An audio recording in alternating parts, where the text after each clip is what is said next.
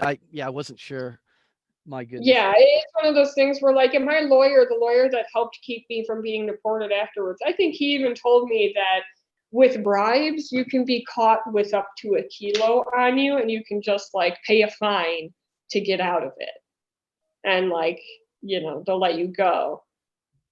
And if you think about it, all of this, imagine if there were absolutely zero legal restrictions for the cannabis plant, then there wouldn't none of this would have happened. Do you agree? I Well, mean, yeah, exactly. That's because, well, I will say, and I've said this in other podcasts, like the real, I guess, murder as far as that's concerned is the drug war in general, because we wouldn't have come to Mexico in the desperate state that we did if we hadn't been arrested. exactly. That's what I'm trying to get at. It's just, as far as I'm concerned, everyone who gets killed involved with this drug war, it's a case of democide. I'm moving house today. It's been 2 years, 8 months and 28 days, and I've got to say that as I step off the bus for what could be the last time spent as sitting in your boss supermarket queues, etc. And I have to say though, it's only today that I'm glad to be leaving. I really will miss the when Santa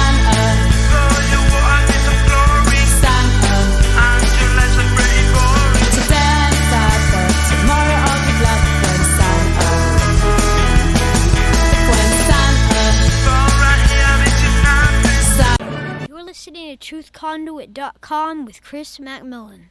My name's Chris McMillan, and this is another episode of truthconduit.com. This is actually my 40th episode. Woohoo! I've been doing this for about, I don't know, a year and a half now. And I'm with Lily Forrester. Now, Lily, you are a very familiar name in the communities of people who think that freedom is a good thing. Don't you think freedom's a good thing? Well, yeah, I mean, it's just, the thing is, the majority of people don't seem to think that, I'm noticing. Yeah. A lot of people kind of, oh, well, we'll just go along to get along. Yeah, it's a problem. Is there such a thing as a victimless crime? Well, yeah, definitely. Anything that doesn't harm somebody else. Like, and these are crimes in which the only victim listed is the state of whatever. Yeah, yeah. Do you like my shirt? Victimless crime deserves no. It's fitting. It's fitting. I actually designed that, so it's one of my favorite shirts. Well, I've gotten into doing that for Agarist Threads for Sal Mayweather. He just released yesterday my first 2 designs. So. Oh, really? So, what? Well, I'll ask you later if you want. Give me the link, and I'll add them to the show notes. I'll do that. Cool. The whole like, I only have 2 designs, but the rest of their designs are awesome. Like, yeah. So. I've only got about 3 designs that kind of make people think about, issues like freedom and stuff. And then the rest, actually, my best-selling T-shirt is like they're silly ones. Like I have a T-shirt that how awesome guineas are, and another one about a hot jalapeno. So you gotta find a balance somewhere, That's funny. That's interesting to think about. Yeah. So speaking of victimless crimes, do you want to tell your story of how you ended up in Mexico? What happened? Okay, so probably like 2015, I got arrested with my partner at the time, who was known as John Galton. But realistically, they kind of threw the book at us, partially because of he's like a cop magnet. I don't really know how else to put it. And then you combine that with the fact that I was formerly president of the Students for Sensible Drug Policy chapter at my college, and there were undercovers there, and one of those undercovers was actually the cop that ended up arresting me, just by chance, but he ended up being head of the, I think they got some like drug task force, special name for it or something like that. Anyway, they come after people like me. So I got arrested. I was just moving. I had a bunch of shit in my car. We stopped at this abandoned house we had a puppy, to let the puppy out. And somebody called the cops on us in the fucking half hour that we were there, and we were going to leave, and the cops showed up, and they asked Why? to search our. What was Why that? did they call the cops on you when you got out Because to? it was technically abandoned government property. We found out later that the house was like, it was like a game warden's house at the area, because there was like some hunting grounds around there. So like the game warden used to live in that house. And then like something happened to where that changed, and maybe 2008 happened. I don't know, but it was one of those things where it was a beautiful house, totally abandoned.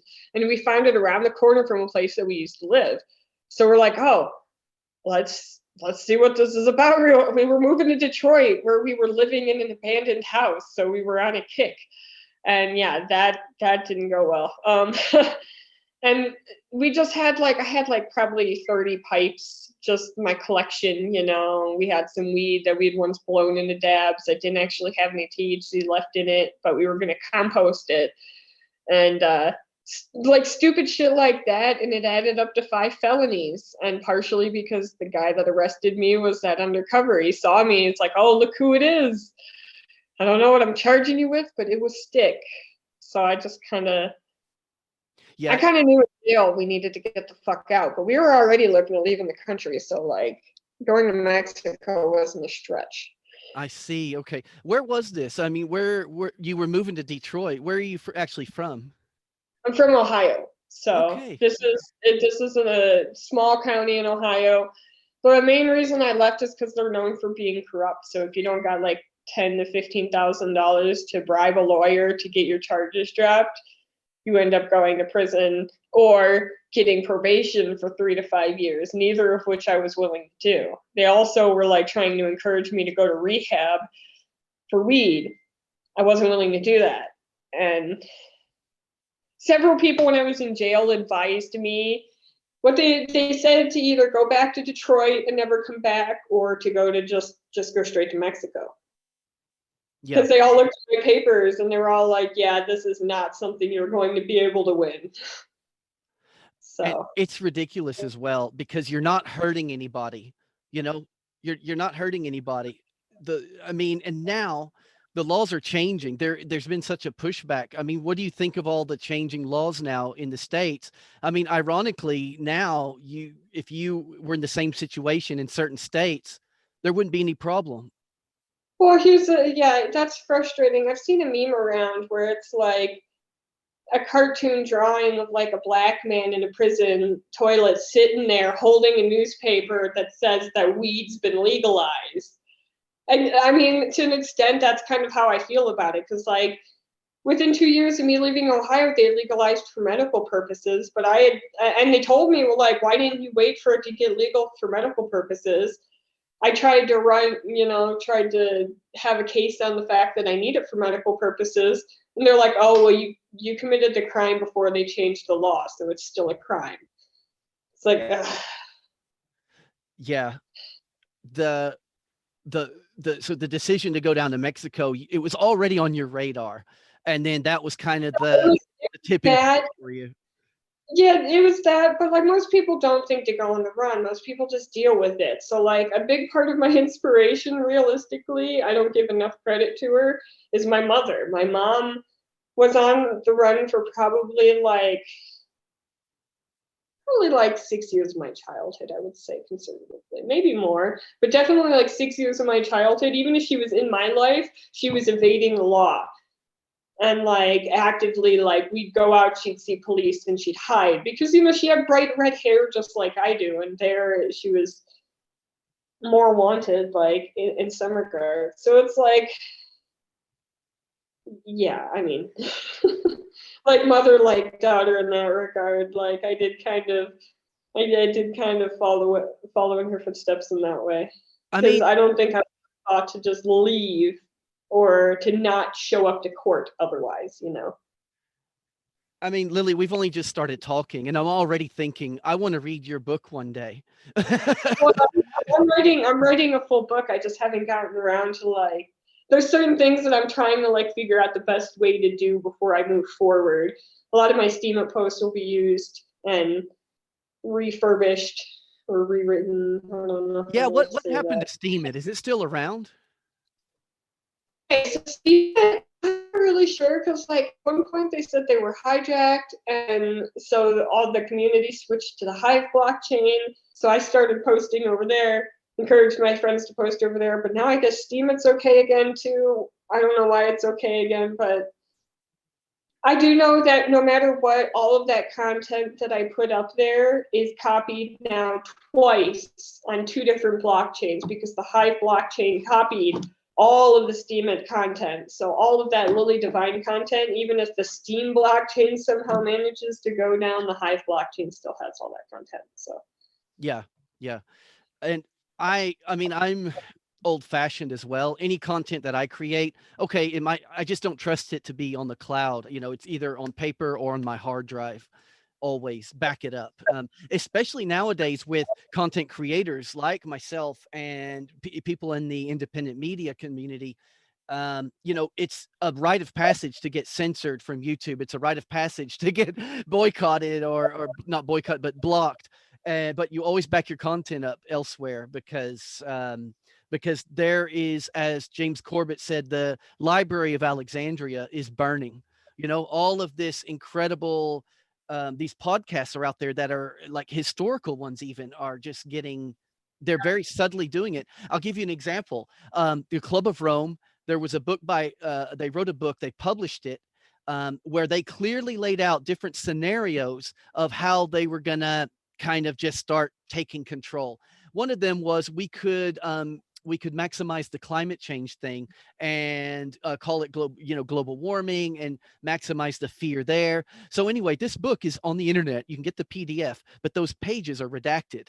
However, my friend said, if you've got the physical book, it's there. My interview with Sandy Adams, she proved that. She read that passage out to me. I went to the PDF, it was gone. And that's just one example of how they're just, they're very slowly, all the things. They've been doing it for a long time. I think it was John Taylor Gatto, or maybe it wasn't him, maybe it was just Richard Grove, but somebody was talking about how, I think it was John Taylor Gatto when he first found Tragedy and Hope, and he couldn't find a complete copy. And he was physically scouring hundreds of libraries looking for a complete copy of Tragedy and Hope because it was missing like certain pages, basically. And I think he found it eventually. I know it's out there now, but yeah, I see it. There it is. I confess I haven't actually read the whole thing. I have read Joe version of it. I mean, it's a mammoth. Like, yeah. That's one of those books that eventually I'll sit down and just hike my way through. There's an audio of it. A guy named John Loth has done it on YouTube. That guy's done the audio of it. But I've gotten written down the main passages, the ones that the meat and potatoes. But it's I'm glad you brought up John Taylor Gatto and Richard Grove, because that interview that Richard did with John Taylor Gatto is one of the most telling interviews ever, in my opinion. I've watched it probably like 15 times at this point. Well, yeah, it really is brilliant. If you ever get the chance, on the School Sucks project, Brett Venat, there was an episode where they were able to recover his library collection. They were going to throw them all away, and they said, whoa, no. And so there was a collective effort, and they managed to save all of his books. It's quite a story into itself. And so, awesome. Yeah. I was really sad to hear when he passed. He was one of the people that essentially freed my mind as far as education was concerned. Yeah. Mine too. I got to say, I read Dumbing Us Down at one point. I didn't know who he was. It planted a seed, and I said, man, if I ever have kids, man, I'm not sending them to school. And a few years later, I did start having kids, and I mean, it's a life. His work can potentially change lives. I'm glad you brought that up. I'll definitely include his work in the interview notes here for that. So back to the story then. Okay, you got arrested. Then what happened? You were at that place, the cop recognized you. What happened? Yeah, I spent 3 weeks in jail, and it became pretty clear while I was in jail that it wasn't going to go in any sort of positive way. I got out of jail a week before John did.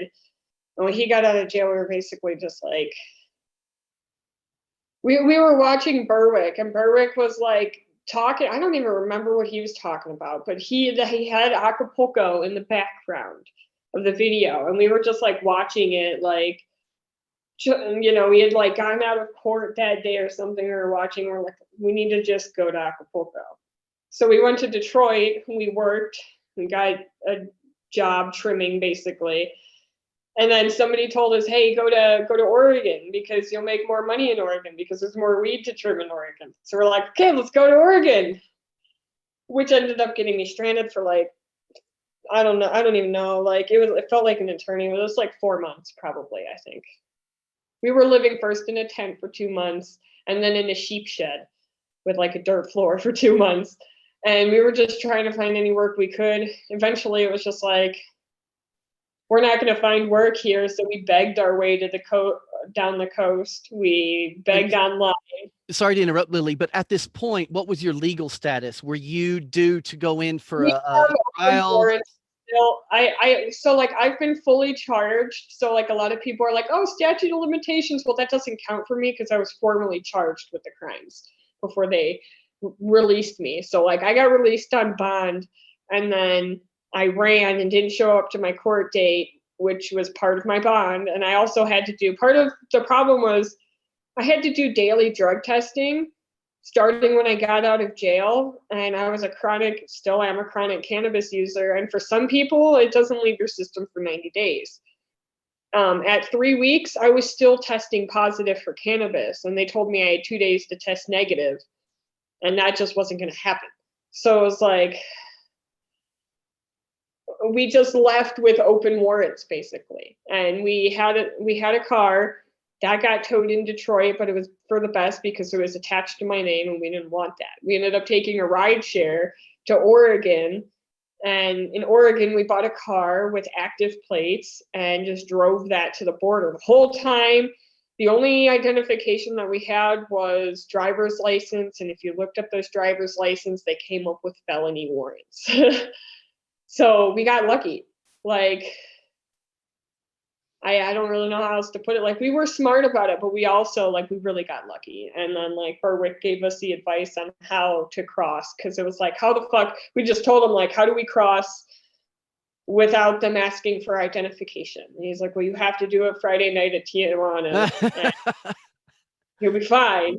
We waited until like 8 o'clock. We literally sat on the side of the road with like the border in view until after sunset and waited until the line got long enough.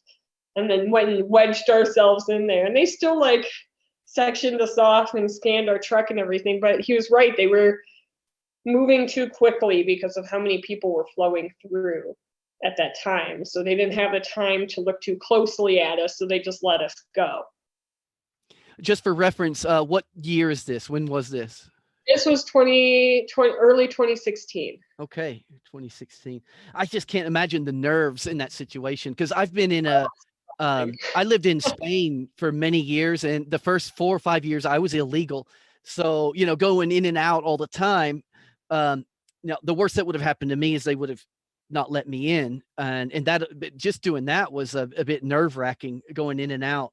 Or actually leaving because they would have said, hey, you've been here too long, you know, and going back and forth to the UK as well when I was in limbo trying to get my paperwork there. But I lived in Europe for 18 years, and I just moved back to the States like 5 years ago. So in 2016, yeah, I was here. I was in Texas. So you got through the border, boom. What happened down to Acapulco? We lazily went to Acapulco. When we crossed, we had our friend with us. He's younger than us, but he had more money at the time. And he decided that he wanted to follow the grand adventure. So we ended up like just camping in northern Mexico for a few days, waiting for him. We camped the whole way. We just drove down the West Coast. Okay, like, I have to ask, what was that like? I mean, did you have any Spanish? I mean, was it a completely different world to you? Here's the level of Spanish I had when I moved to Mexico. I mean, when I was a kid, the school that I went to, there were a lot of Mexicans. So like when I went there in 4th grade specifically, they made me take some Spanish, which gave me some basic grammar, but it didn't really help because like when we got into Mexico, like they waved us through And we drove in and we saw the sign that said Bienvenidos a Tijuana, which means welcome to Tijuana. And like I looked at him, I'm like, did we make it? So that's kind of about how much Spanish I knew. And it was like it was hard to figure out. Like it took us a second to figure out like that the free roads were libre, and then the paved roads, and we were like sleeping on the side of the road, and it was like I look back on it now fondly, but when I really think about the specific situations and stories, it's just like that was a clusterfuck. Yeah. How long did it take you to get down there then? Well, we crossed on February 5th, and which is wild to consider. And then we got to Acapulco February 13th. Well, at least the weather would have been perfect during that time. Yeah, it would, especially northern Mexico. Like when I have my legal situation fixed, which might be in the next year, I want to go and slowly travel the same route that I traveled to Acapulco, at least to like the city known as Zihuatanejo, which is like, a little bit before Aca, because like I didn't really get to enjoy it. It was literally like oh man, we're in Mexico, we don't have any money and we can't speak the language. Fuck. For like a long time. So I'm just not getting out of that, it feels like. So it wasn't long after that then, because February is when Anarchapulco goes on. Is that when you were first interviewed by Dan Dix? Yes. Well, how that happened is like we had the intention of making it to Anarchapulco because we're like, look, if we're gonna go all the way to Mexico, we might as well tell our story.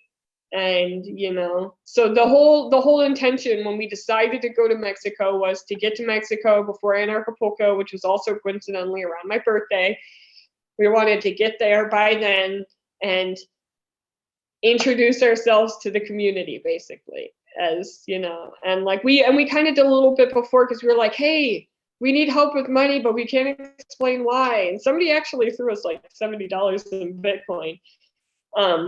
He's still my friend to this day, Ryan, and he didn't expect us to make it. Like I don't know why he just tossed that money at us, but it got us over the border, and then our friend got us here, and it was like, yeah, it was something else. Whole thing. Like I think back, and it's like, was that a show I watched on Netflix or my life that I lived? Yeah, that's incredible. Yeah, and you met a lot of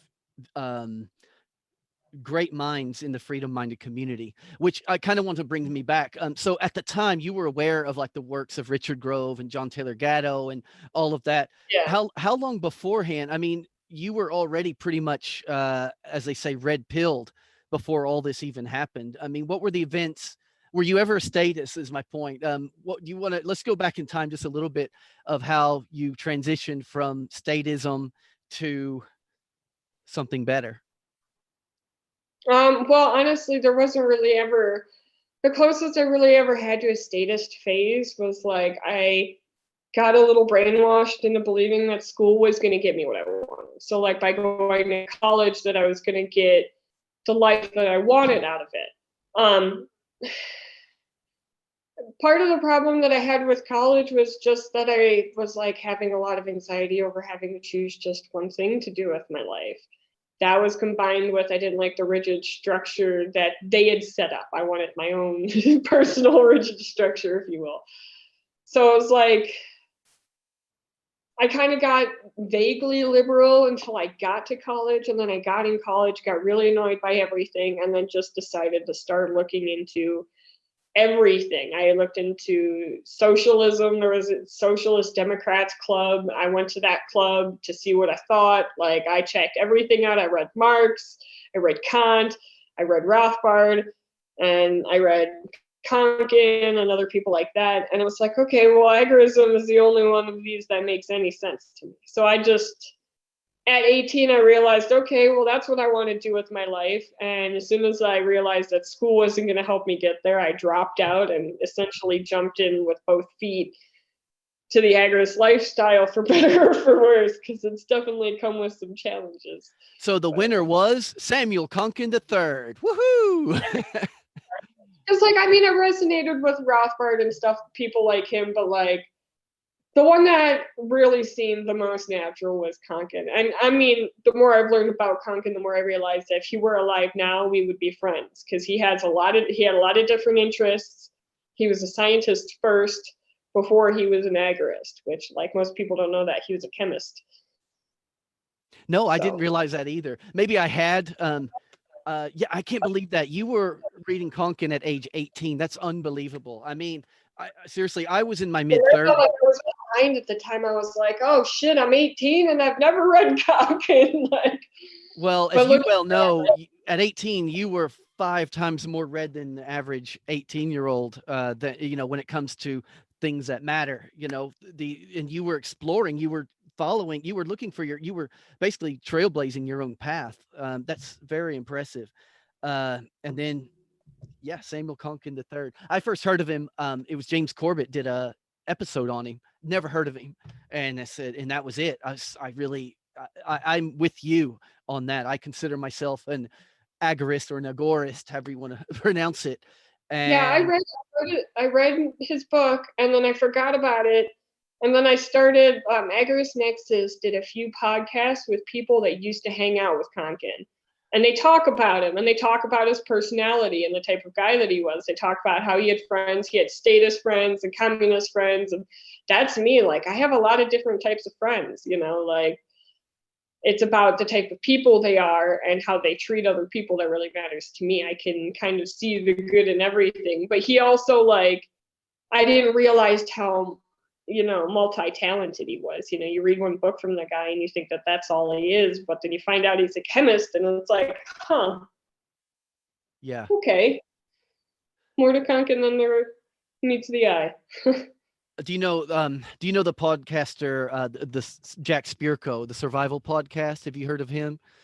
Yeah, I haven't listened to it though. Well, yeah. he has this quote he's always saying. He says, "You don't become an agorist. You only discover that you already are an agorist." I think that's great because it's a natural state of it's just such a natural human and what's way to interesting be.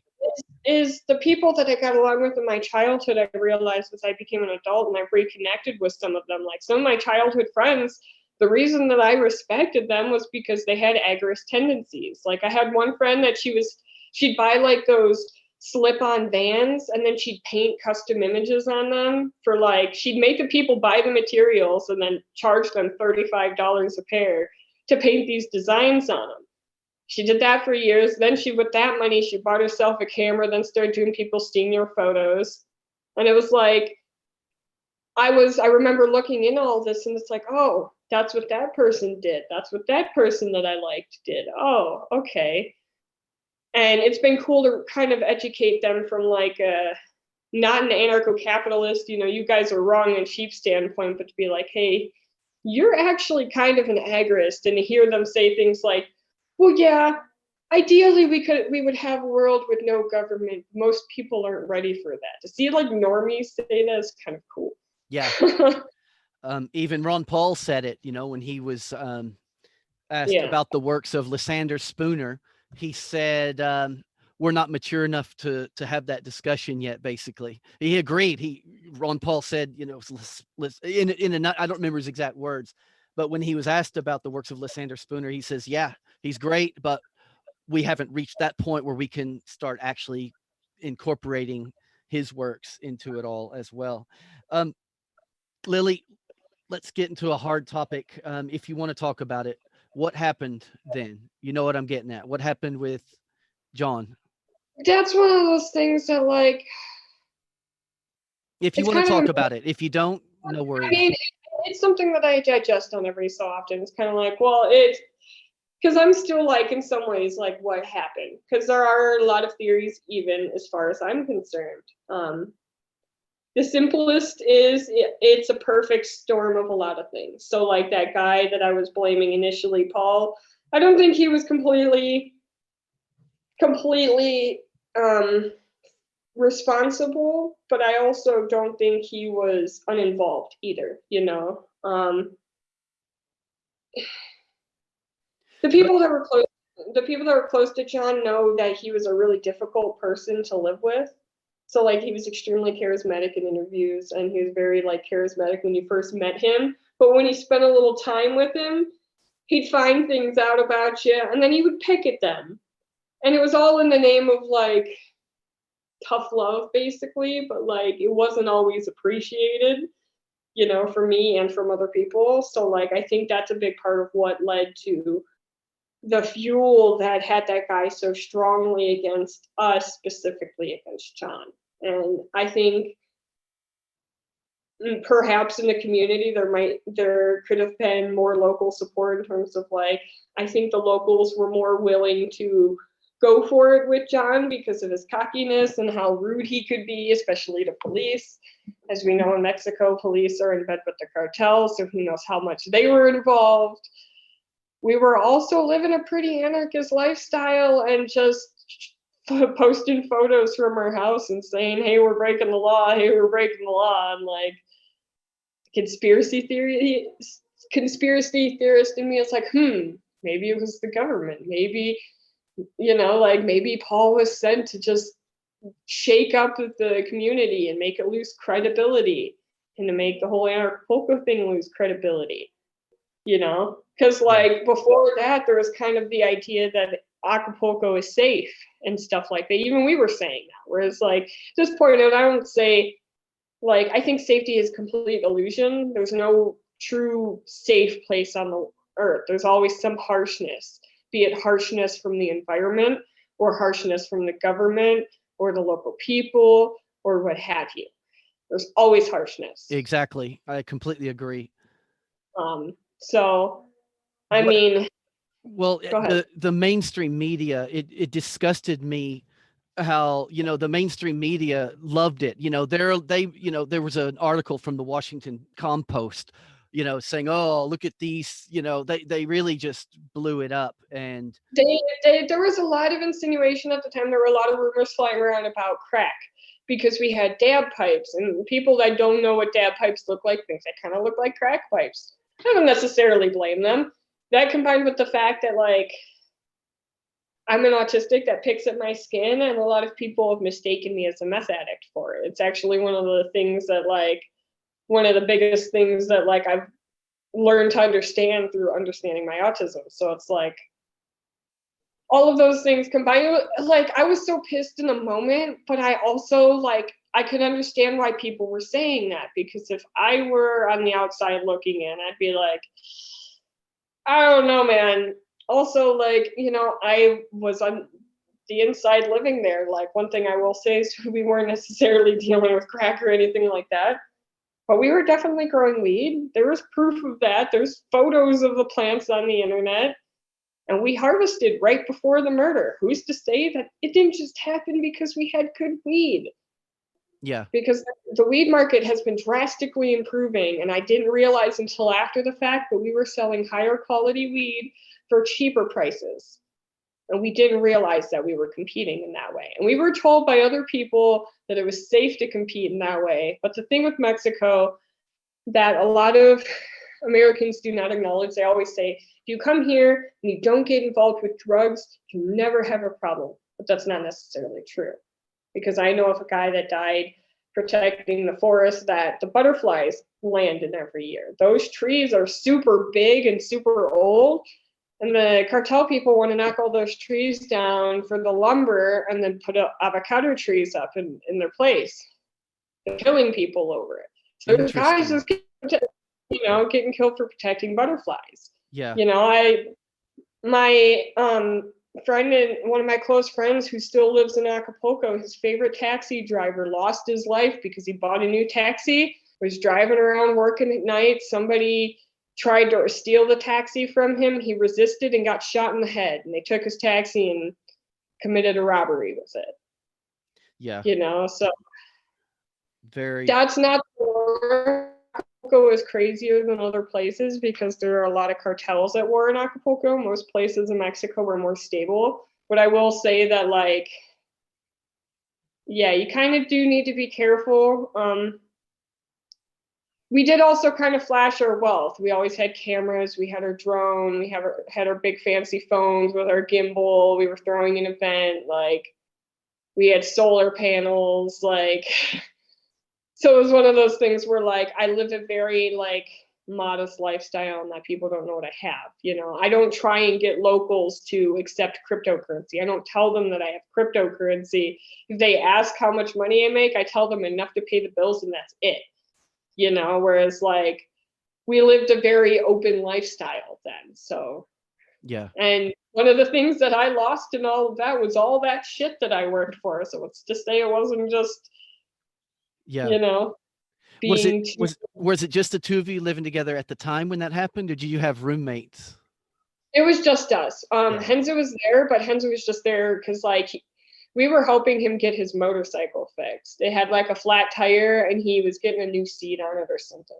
And we went and we dropped it off at the market that morning. And when we came back, I made breakfast and then I think we were just chilling. And I think I made lunch, and it was while we were eating lunch that the murder happened. My goodness. Yeah. So it was broad daylight. This may sound like a stupid question. I should know this, but I don't. What was the legality of weed in Mexico at the time, and has it changed? What is it now? What's the status now? Mexico constitutionally has it, like, marked as it's a legal human right. So, like, if I get caught on the street with like 5 grams or less of weed on me, they're not going to do anything about it. And how would that compare to the US then? They're a lot stricter. US, like, I mean, at the time when I got arrested in Ohio, you had any amount of weed on you and you get arrested. Yeah. Okay. Yeah, So, that's what I like, suspected, but I wasn't sure. My goodness. yeah, it's one of those things where, like, and my lawyer, the lawyer that helped keep me from being deported afterwards, I think he even told me that with bribes, you can be caught with up to a kilo on you and you can just, like, pay a fine to get out of it. And, like, you know, they'll let you go. And if you think about it, all of this, imagine if there were absolutely zero legal restrictions for the cannabis plant, then there wouldn't, none of this would have happened. Do you agree? I mean, exactly. That's because, well, I will say, and I've said this in other podcasts, like, the real, I guess, murder as far as that's concerned is the drug war in general, because we wouldn't have come to Mexico in the desperate state that we did if we hadn't been arrested. Exactly. That's what I'm trying to get at. It's just, as far as I'm concerned, everyone who gets killed involved with this drug war, it's a case of democide. Well, yeah, like a different example, my little brother just died, and he died because he was diagnosed with autism at a young age, and they put him on Ritalin and something for his blood pressure to knock him out, which, long story short, he was on heroin and meth by the time he was 15. My Now goodness, at 20, I did not know that. I'm so sorry, Lily. I didn't realize. now at 20, he's not even 20. Now at 20, though, he's dead. And it's all because this drug war, you know, like the way they promote these drugs to kids. And then they, you know, he became a problem child when he kept trying to take those drugs when they weaned him off. Because they do that weird thing where it's like, we'll give them the drugs till they're 10 and then nothing. They're not autistic anymore. Or something. Like, I don't really know. I once interviewed this lady who runs it's a homeschool, but it's like a private school. She was in Florida, but the interview was about how Big Pharma, because she was, you know, it wasn't like a mom surrounding it with kids in the living room, although that's how she started. And then she got a classroom.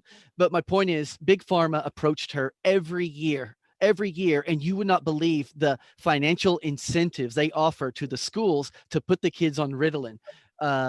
You know, and it's nauseating. And yeah. like they tried experimental drugs on him. They had like him on adult blood pressure medication that, like, when it would kick in, he would just fall over asleep. Like, didn't matter if he was walking up the stairs, he would just fall over and tumble down the stairs. It was terrifying as a kid. Like, you know, part of me is like, I wish I would have known I was autistic sooner, but part of me feels lucky because I was spared that. Because when you get diagnosed autistic at that time, you get drugged to smithereens. Like, it's not like the peace, love, and understanding thing that it's become now.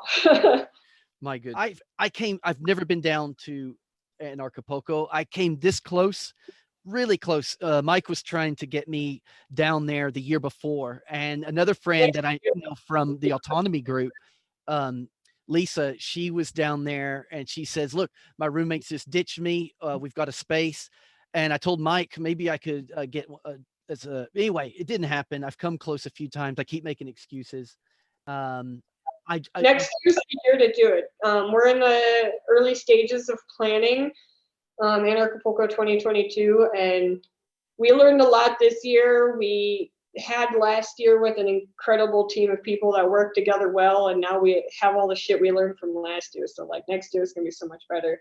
We're even talking about doing like a partnership with a private airline to make sure that people can come to Anarchapulco, no worries, you know, because that was a little bit of a hiccup for some people last year, was actually getting transportation to come here. Like I know people that lied and, you know, about the reason for leaving the country to be able to come to Mexico and stuff like that. So yeah, it must have been crazy. With all the, that's one, I didn't even think about it this past year. It wasn't even on my radar. I said, man, I'm not going anywhere unless I can drive there. And to drive into Mexico, you have to have complete ownership of your vehicle. If you have a loan, you actually have to get permission from the lender.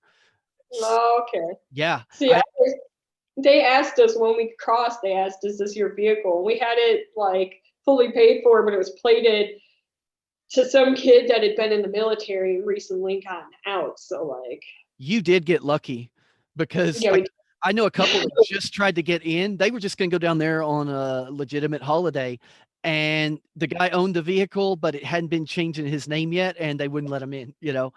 But my point is, I'm not ever going to probably get on a flight again, as long as, you know, unless they ease up all the restrictions, because I will not wear a mask. buses are the cheapest way. From my understanding, buses are the cheapest way to get to Acapulco. They just take a while. Yeah, yeah. I've only been down there once, had a great time. We parked the car in Laredo, got the Greyhound to Monterey, and from Monterey flew to Playa and all that area. So I have been over on that side before. Yeah, that's the way to do it realistically if you don't want to drive. And like honestly, like driving through Mexico can be beautiful, but dealing with like tolls and gas and all of that can be annoying. So like the bus experience is a lot nicer for that reason. The community down there, the expat community, overall, I bet you meet a lot of interesting people, and everybody has a different story. What would you say the motive? This is a general question, but the overall motive for people being down there, what would you say it is? Have you noticed an overlying theme going on down there, or not? The one theme I have noticed is actually a neurodivergent theme. So a lot of the agorists I see gravitating to Mexico and really loving Mexico are dealing with either OCD, ADHD, autism, things like that, things that make it so you kind of can't function in a society that tells you, you know, what to do constantly. I mean, in short. So like I've noticed like a lot of people that are somewhere on the spectrum, for lack of a better way of putting it, you know, like one of my recent friends that just moved to Mexico last year she moved to Mexico partially because she's a sex worker, you know, but she's also an autistic sex worker, and she can't really live her kind of lifestyle the way that she does in the United States. It's too expensive, you know, like I've done the math on what it would cost for me to live my current level of like quality of life and everything in the United States. I couldn't afford it. Couldn't afford it. Very interesting what you just told me. I didn't realize that was one of the least that is really interesting. So people who've got these kind of issues, they've got more challenges in the US, whereas in Mexico, they don't. the common theme that like neurodivergent people kind of deal with is something called pathological demand avoidance, which literally means like somebody tells you to do something, your gut instinct is always going to say no, you know?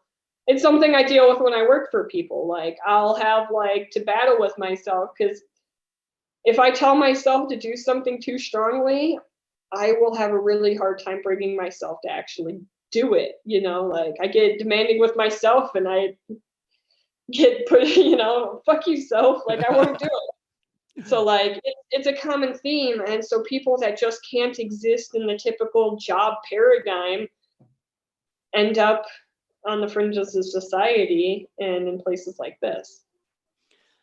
Lily, what is your situation now from like a legal point of view? What's going on? It's more or less the same. I am in distant talks, and I say distant because I have another party who they have more to offer, basically, both in money and in like promotion and stuff like that. Because like realistically, the lawyer that I'm talking to has the ability to get me out of it. And what he seems to want is he wants to be in a documentary, and they're stateless. So stateless is in talks with him to try and figure out what needs to be done to fix my legal situation. That would be It's been great. 5 years. So like when my mom was on the run in my childhood, she was on the run for like 6 or 7 years, I would say, 7 years at most.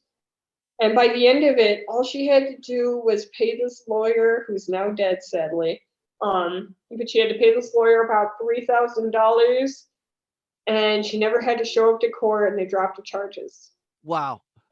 So that's what I need. And she had distribution of heroin and stuff on hers. And mine it's all cannabis related. So like I just need a lawyer that can go in and tell the prosecutor, look, she's started a new life.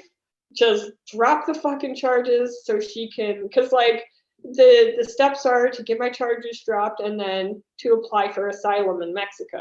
I could apply for asylum now and probably get it, but it will be easier to get it if I get the charges dropped. And then at that point, I'll be a permanent resident and I can just live the rest of my life here. Would you ever go back?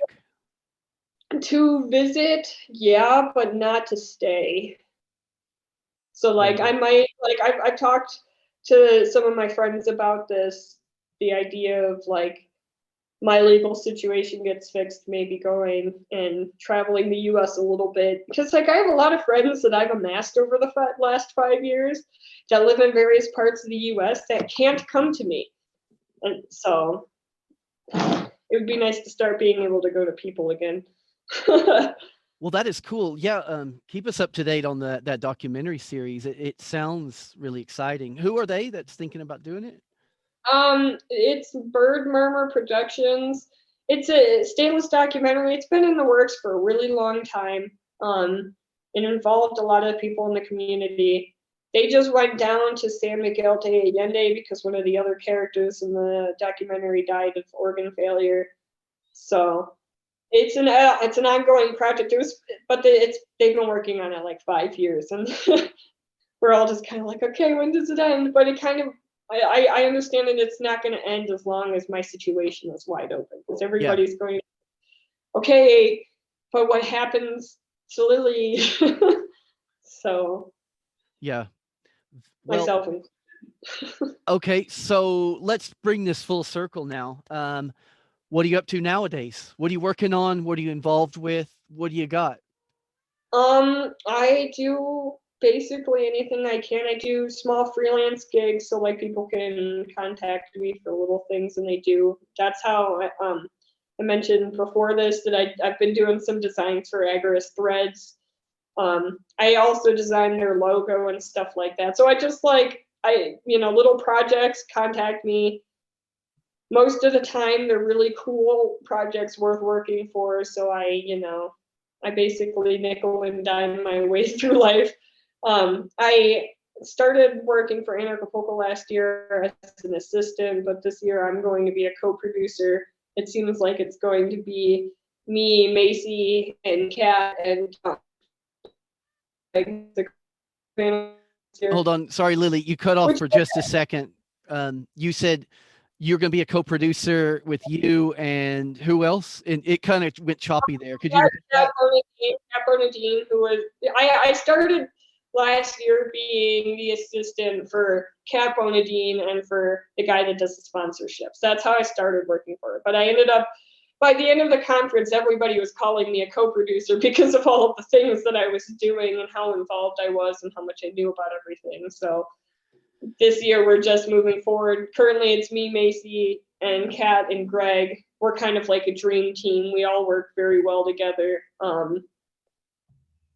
Yeah, it's actually the only group I've worked with that's given me hope with working real closely and intimately with other people without drama. So, that's the beautiful thing about it. So Anarchapulco 2022, I'm already working hard on. I work for Smart Cash still. I'm about to be doing their Smart Talk radio again as soon as I can figure out how to record, how I want to record on this fancy new Mac that Anarchapulco donated to me. Okay, silly question, but what's Smart Cash? I don't know that. Smart Cash is a cryptocurrency. It's little known, and it's, in my opinion, it's undervalued. I've been involved since like 2018. They sponsored Anarchapulco both years. Okay. So there were reasons Anarchapulco happened initially, but we were willing to accept their sponsorship because it's a good cryptocurrency. I've never had a problem using Smart Cash, and I've been using it pretty regularly over the last several years. All they've done is add all these different new features, like one of them is term rewards, another one's smart retire, so you can lock up your money and make super high rewards in that time. So you can set up, it's a way to do retirement now. You can do time locked payments. So like, I like it because I can secure my money against theft. So I can send all of my crypto and say, okay, I can't touch this crypto until this block date about a month from now. So if somebody comes in and puts a gun in my head, sorry, man, I can't send it. I literally can't send it. Yeah. It's protection, Cool. You can also use it as a way to like basically like, hey, I want you to do this in this amount of time. I'll pay you now, so you see that the money's there, but you won't get it until this date's done. What exchanges can you get Smart Cash at? What exchanges are they on? The easiest way to get Smart Cash, in my experience, is to get Bitcoin and exchange it using like Coinami or Elipal or something like that. Yeah, cool. Coinami. I also get paid in it. You can get if you get involved in the Smart Cash community and start volunteering, eventually you can get paid in Smart Cash to continue promoting. If you add things of value, like if you're a podcaster and you like talking crypto, you can get paid to talk Smart Cash if you add enough value. You just kind of have to. I started off with Smart Cash, like actually working for them as a volunteer, just by, Smart Cash got in the top 100.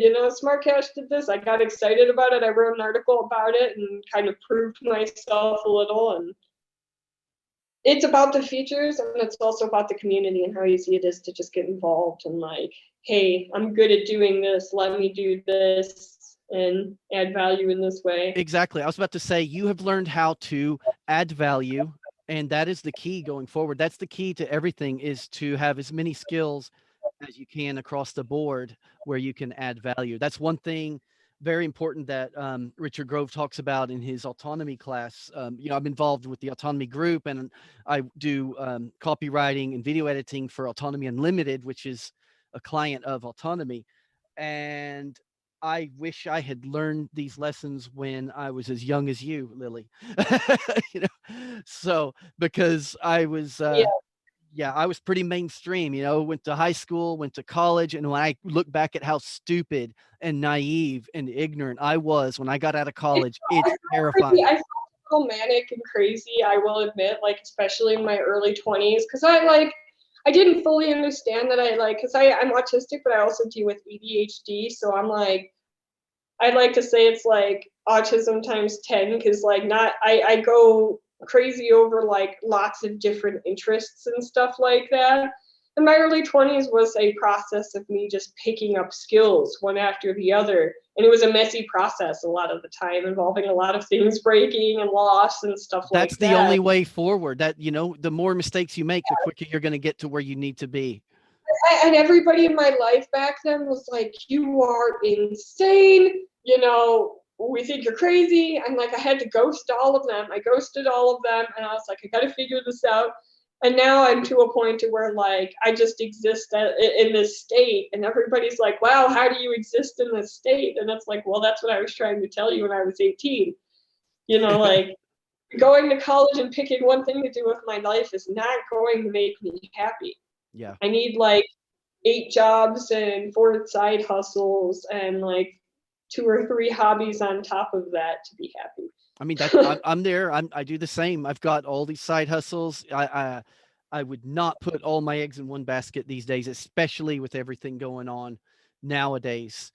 You said a word earlier, to ghost somebody. You know, I only learned that word a few months ago. I'd never heard it. It's like, what does it mean to ghost somebody? I've seen a few memes that make me laugh because it's like, it's something along the lines of like, it's a, you know, disappear and change your name and move to another country kind of day. But like, I laugh because that's, you know, that's what I did. And one by one, like the people I was closest with, like I added like 2 or 3 of them. And then one by one, they've just been finding me and adding me and just being like, I'm going to do some weird shit with your life. And I'm like, well. Yeah. Lily, let's wrap up. I really appreciate you telling your story and sharing the things that you've learned along the way, because I know there's a lot of lessons there for a lot of people to take into account. Do you have any plugins that you want to mention or talk about? Is there anything else you want to add? I do have a book. It's over at the Homestead Guru. I'll send a link for that to you. It's an ebook. There's been some confusion on that. I'm about to get it put in a print though through Liberty Under Attack Publications. But I apologize. I did not see that you'd written a book. The Homestead well, Guru. this book is like part memoir, but it's also like halfway craft patterns. So when you Cool. read it, like it starts off with like, here's the story of what I made. Because like, and I'm sure you do this too. When I get a new hobby, I become obsessed. I learn all that I can. And then like I take a step back and I'm like, okay, now how do I monetize this? Because I can't keep putting all of my time into this if I'm not getting anything back. And I was making crochet things to keep myself sane after the murder. And I was collecting all these photos as I was making them over like a year and a half. And it was like, it just hit me one day because I planned on releasing those as individual patterns, you know, because you can make like $10 a pop on these patterns, selling them as documents to people. So I was like, okay, I'll do that. And then all of a sudden I realized I had like 20 patterns. I didn't release any of them. And I was like, why don't I make an ebook and then turn it into like a guide of, because that was one thing, like I straight up looked up like how to deal with life after a murder. Like I Googled that. There's not really much out there. And it was frustrating because I was like, how am I supposed to get through this? I didn't realize that I was doing a good job of doing it because it was like, the murder happened, I got a lawyer, and then the lawyer told me that I needed to stay out of sight and stay by myself. And I was like, well, I guess I need to start crocheting because I need to do something. Yeah. So I wrote the book about it, and I compiled all these photos that I took over the year and made it into like this story. And I also made it like a digital scrapbook. I spent like 2 weeks making the graphic design aspect of it. But I mean, that's the biggest thing that I have that people can go out and buy and learn more about me. How are you marketing it? I'm not currently. I did a little bit just on basic social media, and then Anarchapulco happened, and then I've just like come out of the haze of Anarchapulco like a week or 2 ago. Yeah. Yeah. It's like, you know, it happened, and then for me there was like a month and a half of like full-time post-production work that needed to be done. So when Anarchapulco was done for everybody else, it was not done for me. So that's interesting. I didn't realize that. I know a lot of work goes into it, but that's a long post-production period. Well, like Anarchapulco, most people don't realize that when it's part of the problem this year, and it wasn't even like Berwick was tired, and he was tired of haters, and because, you know, people hated the person that ran it the last couple of years. and he was getting threats from people like, I'm gonna stop buying these products. He was just tired of it. And like Kat was like, hey, I'm here, I want to do it. She was like that all last year. I was talking to her about it because I worked with her in the Homestead Guru, which is another side project of ours. And finally in November, we were in a Homestead Guru call, and she was like, Berwick just randomly messaged me and said, do what you got to do, but leave me out of it. I don't want to be involved. I don't want to hear shit. I don't want to talk to people. I don't want to do anything.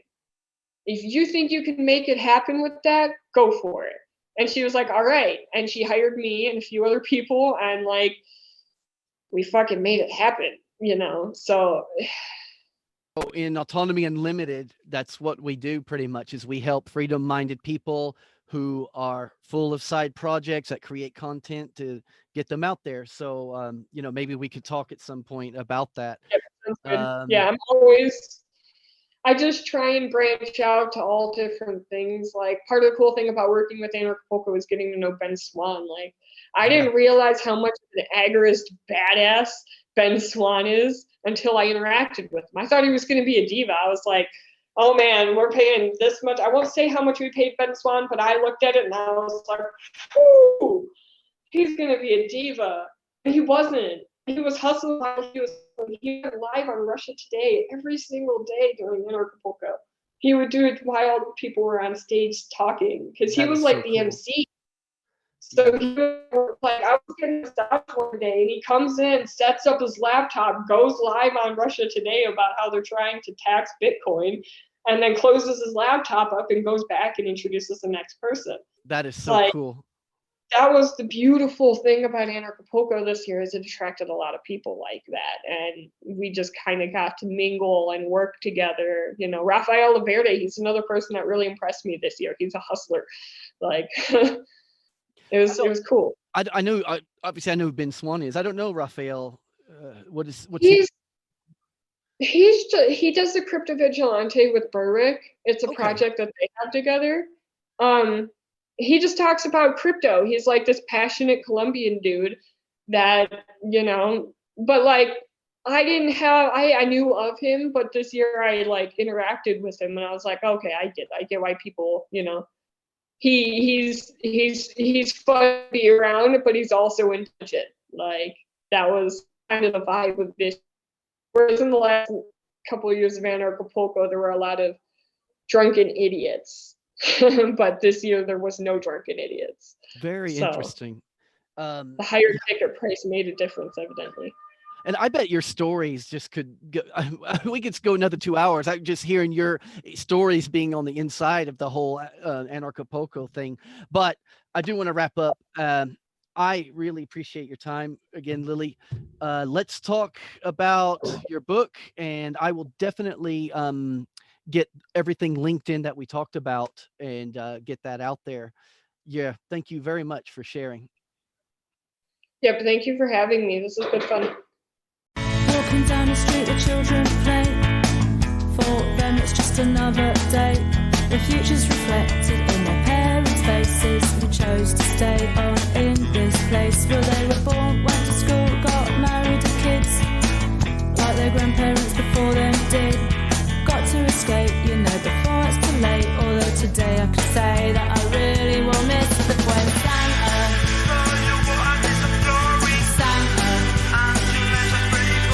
But yeah, I was right. Knew what it was like when Santa. You've been listening to truthconduit.com with Chris McMillan. Go to the subscribe page and sign up to get notifications of the latest posts.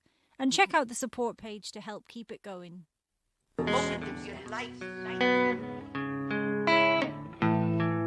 Yeah, I've got a friend in Jesus Christ.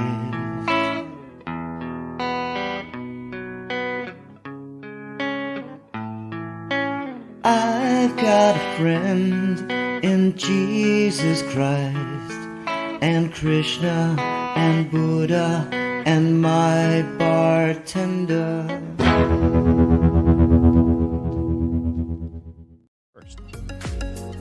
Have you found that your skills aren't matching up with the challenges ahead? Here are 19 essential skills for success that school never taught you. Get your free copy by following the link below or visit getautonomy.info/19skills.